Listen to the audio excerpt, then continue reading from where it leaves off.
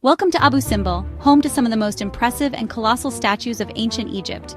Here we find the largest statues of a pharaoh carved in rock, the towering figures of King Ramses II. These four seated statues each stand at approximately 20 meters tall, carved directly into the sandstone cliffs on the western bank of the Nile. They were originally built during the 13th century BCE under the rule of Ramses II.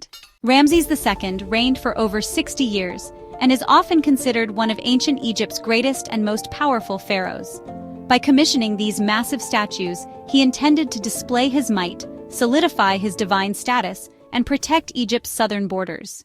Beyond the colossal exterior lies the temple's grand interior, adorned with hieroglyphics and carvings that celebrate Ramses II's military victories and pay homage to the gods. Intricately designed rooms lead to a sacred sanctuary at the heart of the temple, aligned with the sunrise twice a year, an extraordinary feat of ancient engineering.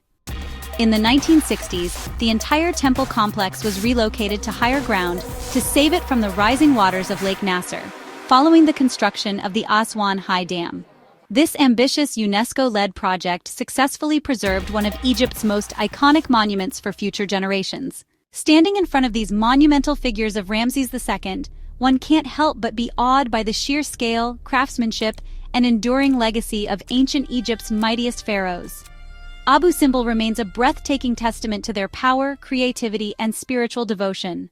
Thank you for joining us on this journey into ancient history. Don't forget to like and subscribe for more fascinating stories from the world's greatest civilizations.